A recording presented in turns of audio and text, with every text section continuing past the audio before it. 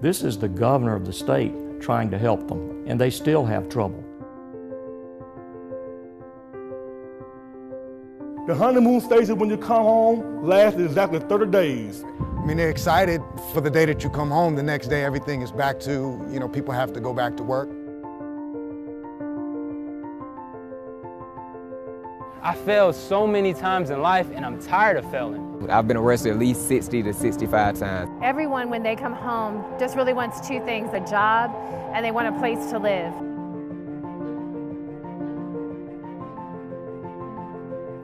It's time to think differently about reentry. People do need to be punished for their crimes. That's our job. But when this punishment is over, when their sentence is served, these citizens are going to be rejoining our communities in numbers of over 600,000 across the country each year. So when they return, these citizens, they need to be able to reconnect with their families. They need to find a job. They need to take care of their children. But they can't do that if they can't find housing, if they can't find a job, if they can't get their needed mental health treatment, and they can't support themselves. So we just need to rethink some of the obstacles that are making it prohibitively difficult for these citizens to make it when they return, so that they don't turn back to a life of crime, so they don't reoffend. And we need to offer help and support where that's needed.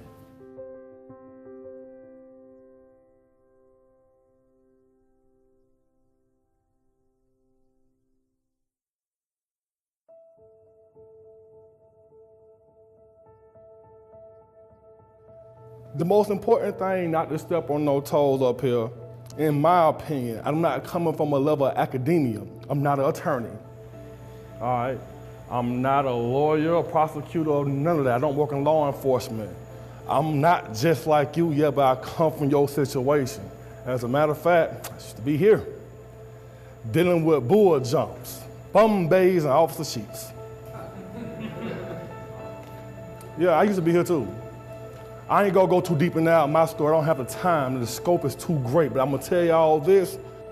The honeymoon stage when you come home lasts exactly 30 days, broken down to 4 weeks. Week 1, we happy to see you. Such and such is back. Great, we gonna get you an outfit, take you to the club, or in some cases throw a dinner. Week 2, you got a job yet? You been looking? You ain't been there a full month yet, but you have ran my leg twisted up. You don't even be there. This your mama, your daddy, your brother, and your sister. These ain't strangers. These the people you love the most. They were poor before you went in. You're gonna be poor when you get out.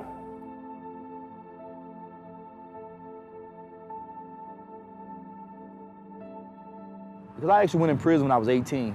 So when I got out, I was still 18 years old mentally. And so you're just talking about a young man that was tied up in a grown man's body. And so I was excited. It was like a new experience for me. But when I got out, it was totally different than what I had expected. It was totally different from what I had planned because the challenges was a lot different. And I realized that I had went, by me going to prison at such a young age, I didn't have an opportunity to take on the responsibility as an adult. So when I got out here, man, not knowing how to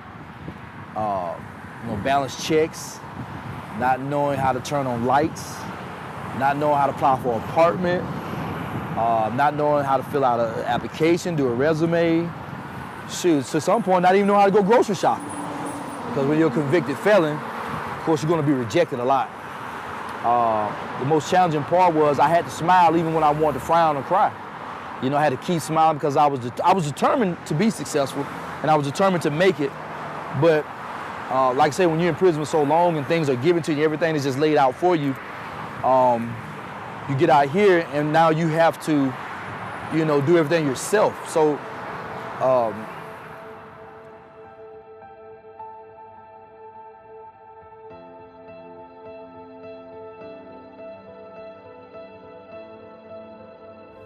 My name is Nathan Deal. I'm the governor of the state of Georgia, and I am in my 7th year as governor.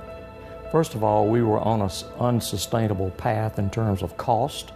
A significant portion of our state's population found itself entwined in our justice system, and it just was something that needed to be changed.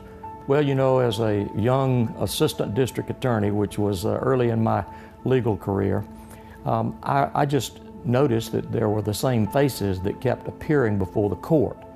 Now, I didn't pay a whole lot of attention at that stage of my career as to how do you stop that. I just knew that this was a frustrating fact of seeing the same people, usually back for the same kind of offenses, and in hindsight, realizing that most of those reappearances were based on addictions. Later, I became a juvenile court judge. My frustration there was that I didn't have very many choices or alternatives. I could either send them to our state system for juveniles and lock them away, or I could return them back to the home and the environment in which they got in trouble in the first place, with very little effort to be able to change the direction of their lives. Neither of these alternatives were very satisfactory. So those were two of the background pieces, I think, that caused me to look at this in a serious fashion.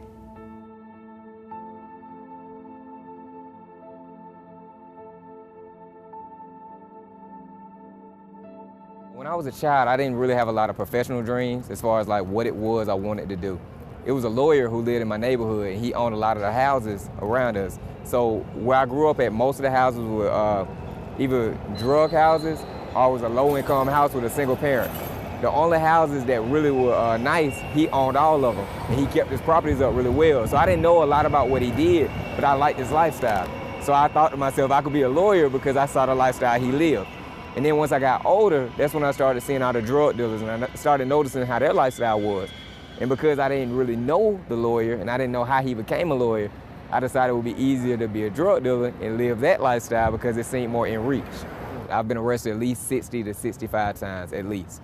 Once I got arrested right here for the first time, it seemed like a cycle. It seemed easier. Every single time it just seemed more normal. And just in one county, in a 6-year time period, I've been arrested for over 15 felony offenses, spanning from drugs to guns to all kinds of different things. And sitting back looking at that sheet of paper and looking at what my life used to be and how I used to be, it blew me away just to see how short of a time period that is and how much I did in just that short of a time period.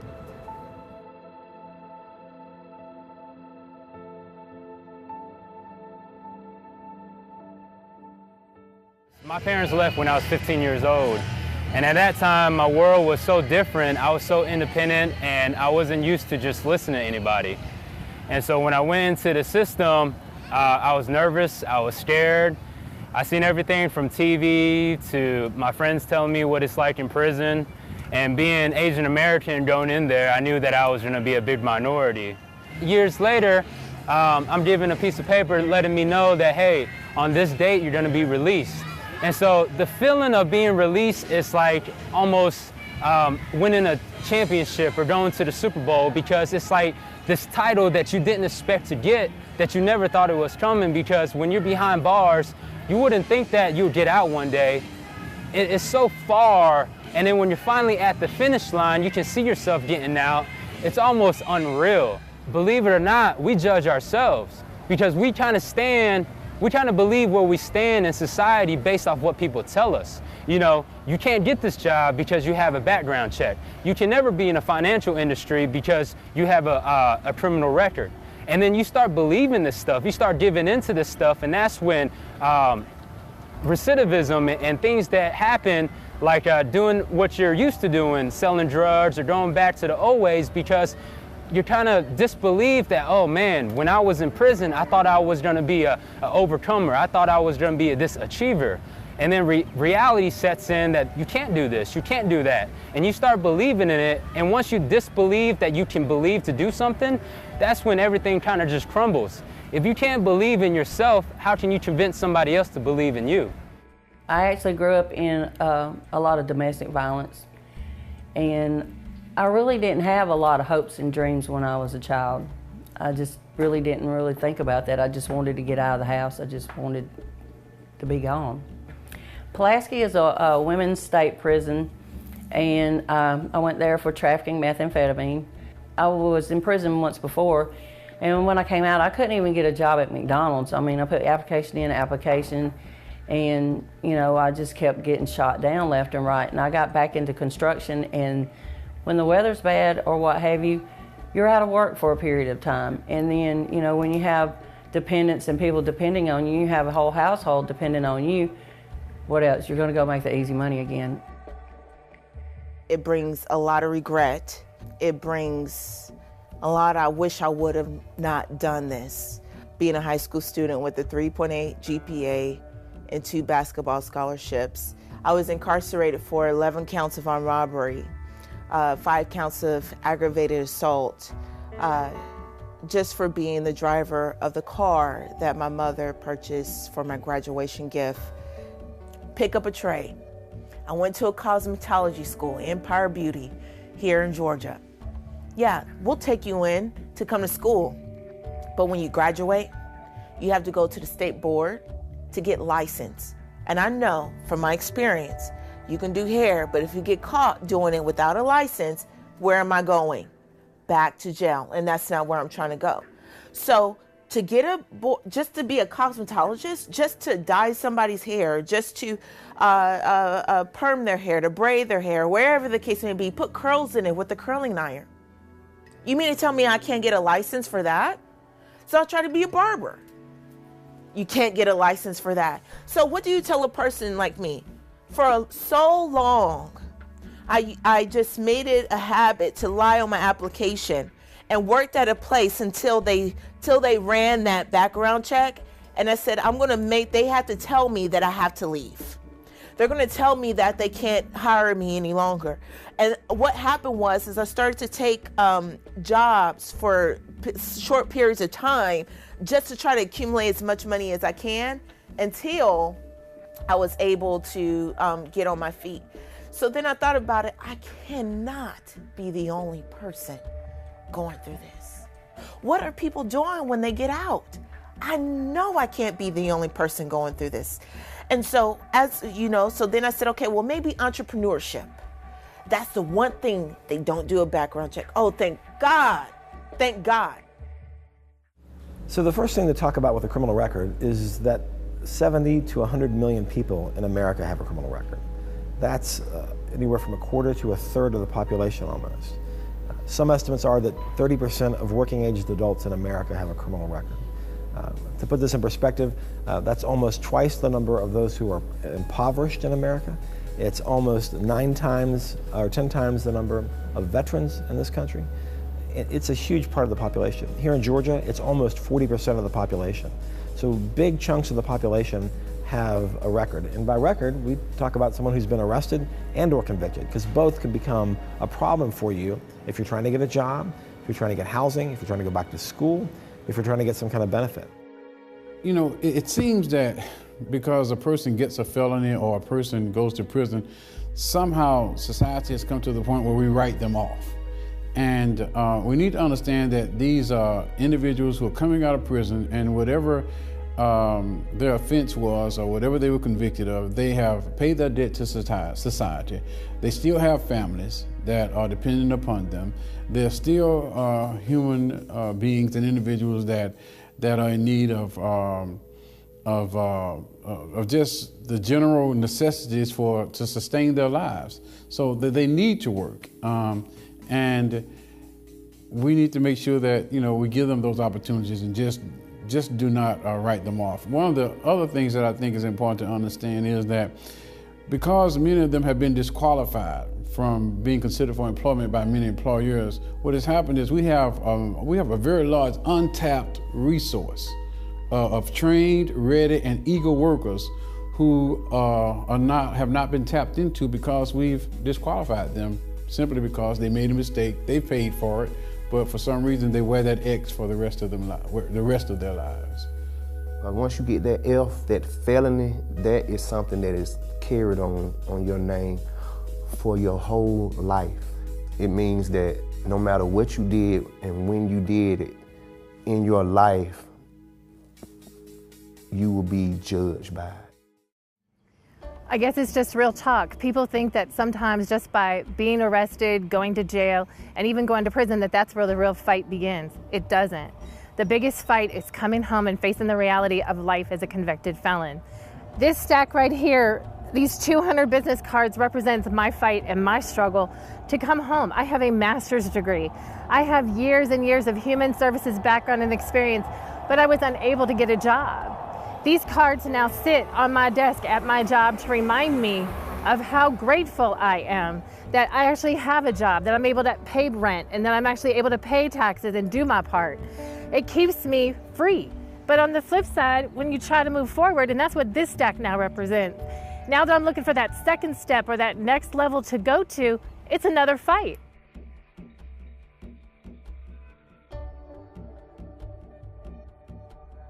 I was incarcerated for conspiracy to traffic marijuana. I was incarcerated for 6.5 years. I think the most challenging part, like I mentioned, getting used to the fact that people had lives when you were gone, and that life keeps moving, and it's nothing personal. But people have, they have new lives, and of course, it's still the same. My children were still my children, but they were used to me not being there for 6.5 years. So, I wanted to take them in big doses, and they probably wanted to take me in small doses.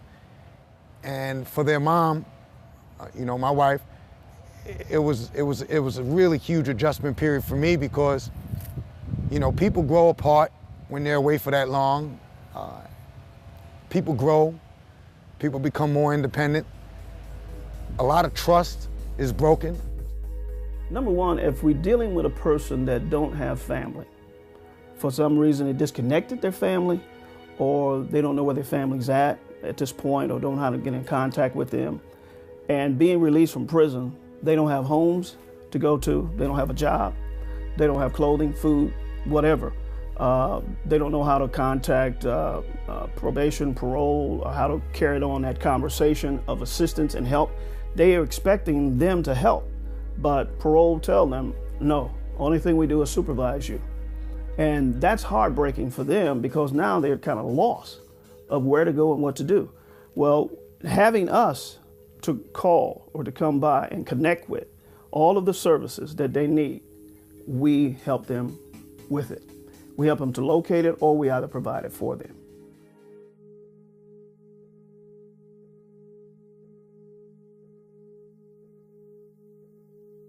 We understand why employers are often hesitant to hire individuals that have been previously incarcerated. They might have skill gaps, might not have been in the workforce for a very long time.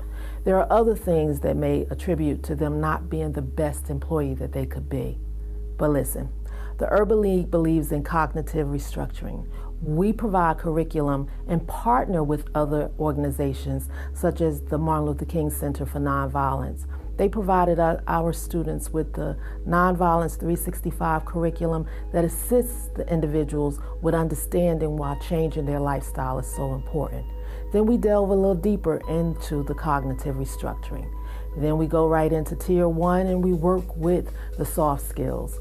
So understanding that the person is adjusting, is reacclimating to society is important, but the employer needs to understand that they are not alone. The Urban League is here with them to support the individual throughout the process.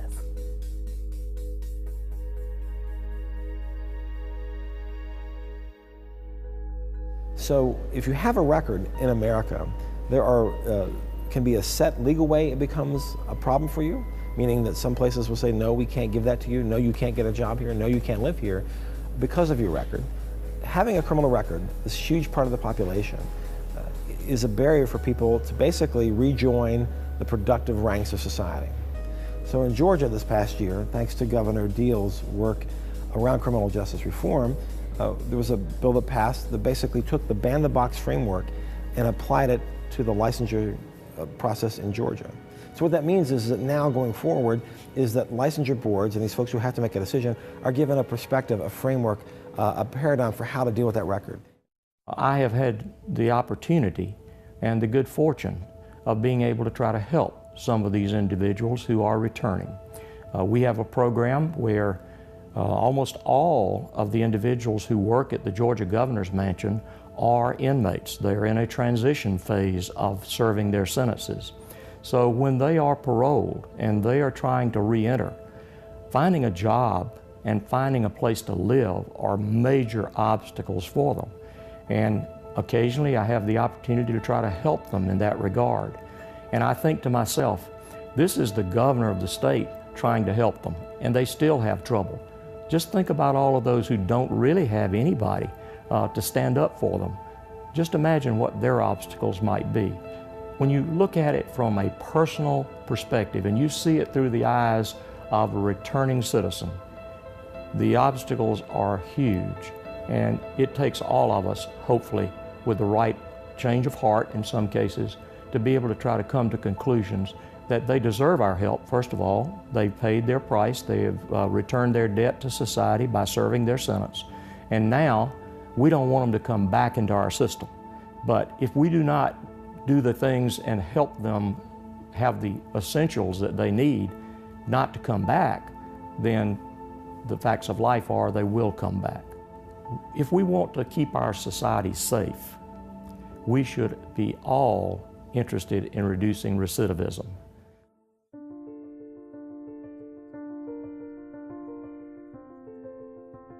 I definitely would. I think it would depend on the individual. I would probably give them a fair shot, interview that individual to make sure that they would fit the needs of my company. As long as they weren't a murderer or a child molester, I would be very, very happy to have them join my company. Yeah, I've had associates and friends that that needed second chances, some even third chances. So I am an advocate of that. Just the murder thing is just on another level, in my opinion. It depends on what they've done. Like if they killed somebody or whatever, self-defense, hire them. But if just straight up murder or straight up thief or whatever, it just depends on the situation. Like if I was a warehouse owner, I wouldn't hire someone that's known for stealing crap out of their job. Absolutely, because we have to have programs to have people to re-enter into society. If we keep people who have made a mistake and paid their time from employment, it creates more problems after they're released, because I think every person has a desire to feed their family, and we should give them opportunities.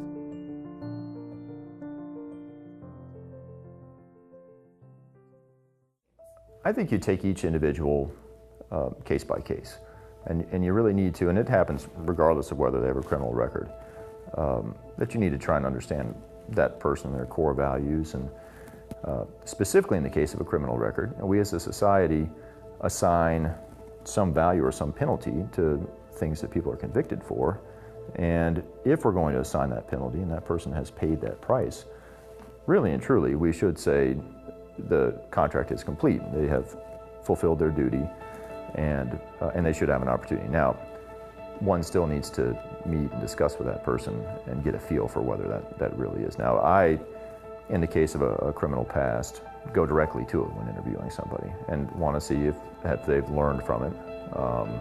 Are they making excuses for it, or are they accepting it and saying, I've done this, I've paid my price, and I'm ready to move on from it, and I need somebody to give me a chance, and I'll pay that person for that chance. I think if you get the right person in the right scenario that just needs an opportunity, you could certainly benefit from that, and they can be thankful, and you can have a great relationship. When I was a kid, I wanted to be an architect, so I am pretty much in the field that I wanted to be in. Coming through this program has helped me out, so the limitations I haven't really seen it like that, because this program has been so much to me. They pretty much teach you everything that you're supposed to, steps that you go through to prepare you for a job. The hiring fair, the credentials, it helps out a lot. Being stable with employment, it gives you something to do, it gives you money in your pocket, and you don't have to worry about looking over your shoulder or doing something wrong. I think more of the people who come out of prison or a county jail is willing to work hard if they're willing to change their life. But it has to be inside that person. They have to want to change, and if they're willing to change, then they're gonna want it. They're gonna strive hard for it. The inmates do all of the county's work, from paving roads to patching to janitorial, parks. As you came in, you saw a lot of heavy equipment to the left. That's our shop. And they do all the maintenance work for the vehicles. So actually we give a certificate to them for just job skill development. And one of the aims of a county camp is to get inmates into the habit of job habits, getting up in the morning, reporting to work on time, that sort of thing. I've actually learned how to pave. I picked up the paving trade while I've been here. I did that for 18 months and I've done quite well at it. I know every little bit of it, so I can do that by myself, driveways or whatever, or work for a company if they'll hire me. When I came to prison, which believe it or not, I was a general manager of 2-man in the truck. I would like to start my own moving company, but I know when I first get out, I'm gonna have to probably go to work for somebody when I get out of prison, and just hoping that, you know, me being honest with them and telling the truth about my incarceration, that they will give me a chance. Well, one of the most important things I think we have done has been to, when an inmate has completed a program satisfactorily, is to give them a certificate that they can take to a prospective employer or to a prospective landlord. And with that certificate in hand, those two individuals, the employer and the landlord, has a rebuttable presumption that in the event someone sues them for improper hiring of this individual, they have a rebuttable presumption that they are not liable for that decision. That's a major step in the right direction. We have a major bus manufacturing company in our state, and they are expanding. I think they make more school buses than any other place in the United States, and they need welders. So they told us, they said, if you will provide us with qualified welders, we don't care that they were felons. We need their skills. And they have been a major employer of those inmates that we have trained in the prison system to be good welders. Now, I wish we had more of those examples, but that is a great example. And they continue to grow, and they continue to welcome those skilled inmates who have been trained while they're still serving their sentence. And we need more of those kind of examples. And once we have one good example, they become ambassadors for us to other prospective employers to say, you should take a chance. You should understand that these folks are dedicated. And sometimes they are the most dedicated employees that they can find. Construction Ready started about 3 years ago. We heard about a need for jobs for residents on the west side of Atlanta, and at the same time the construction industry had a tremendous need for workers, and so we felt like there was a win-win opportunity there, and so we worked with the local construction industry leaders to create the Construction Ready program. Construction Ready benefits folks who are transitioning out of prison because we have relationships with employers who are open to folks with backgrounds. It's you know, the construction industry is a very tolerant industry, is what we tell folks, is that, you know, there are a lot of employers in construction who are willing to give folks a second chance. And so I think that's why we've been so effective at helping people find jobs, is that we just have very understanding employers who just want good workers. They don't really care what their background is. They just want somebody who's going to come out there and show up on time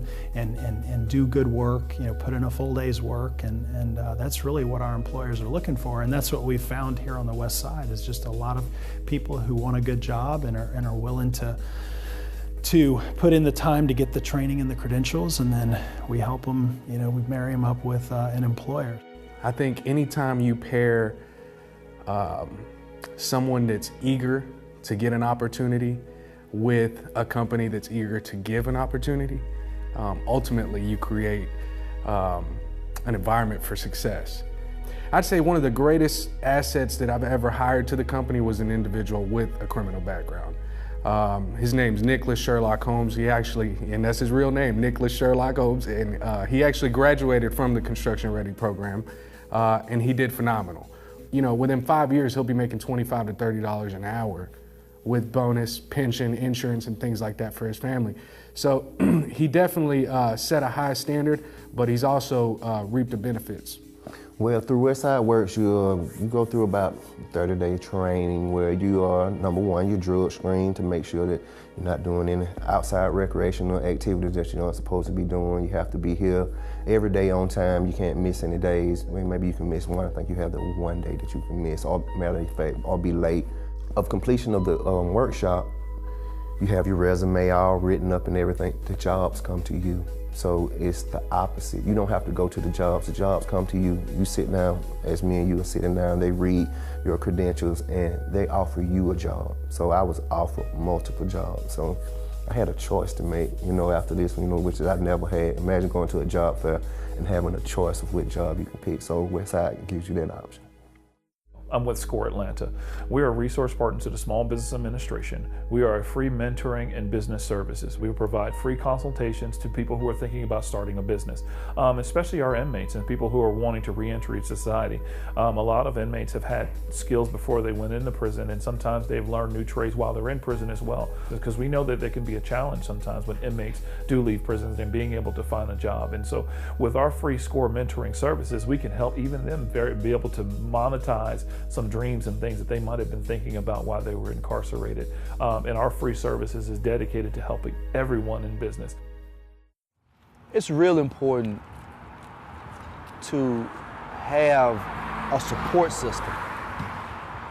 Because once again, when you go in as a young adult, and when you come back out and you're or should be a mature adult, but you don't know how to interact, you don't know how to communicate, you don't know how to dress for success, you don't know how to talk the lingo, you don't know how to talk the language of a professional person. And you have to transition from that survivor mentality into a normal person. It's important that you have people who are willing to help you transition. And of course, that's what made my transition a little bit better, because it's several people that took an interest in my life. It's very important for society and individuals to forgive persons who have violated the law and have been punished for it, to give them another chance for several reasons. First of all, I'm a Baptist preacher. I preach the gospel of Jesus Christ. Jesus was from a town called Nazareth, and it was a town and village very much like that of English Avenue community, south side of Chicago, other communities in the nation that are stigmatized by high crime, by a very negative image. In so many instances, the best people are found in the worst places. I wanted to finish school, I wanted to educate myself, and I wanted to continue on a journey that started many years earlier. So the institution of the university, it offered me so many different things. It offered me partnerships, it offered me mentors, it offered me an opportunity to rebuild my life. It offered me the opportunity to travel. I was able to travel abroad. I went on a study abroad to China. My advice to anyone coming home from prison or with a criminal record is trying to get a job, may get discouraged, it may not be easy to find work. My advice to them would be never forget. Never forget what it was like when you were in prison making 12 cents an hour or 30 cents an hour or when you weren't making anything. Never forget those days when you told yourself, I would take any job. I would scrub floors in McDonald's. I worked the bathrooms and clean the bathrooms in McDonald's if I could just go home. Never forget those promises that you made when you were praying that you would one day be back in the free world and be able to be with your family. We found that there's a gap between the time a person is released and the road of success or road to failure. There's a gap. Depending on which force moves forward the quickest and connect, depends on their success. We are the success. So we got to move forward and close that gap. So when they leave prison, they step into a road of success, not having that chance of negativity. You've got to have employment. So if we can get them employed first, housing and other things, can just fall in line. Because people don't mind bringing you in if you got a job. Grandma said, I'll bring you in, grandson, however, you got to work. But if you come in with a job, everybody, mama, granddaddy, uncle, niece, nephew will bring you in because you got employed, you got work, you got some ends. My first job that I got, that I consider my first serious job, I worked at a printing company that was on P Street, right up the street from here. When I went through the interview, they told me they couldn't hire me because of my felonies and because of my background.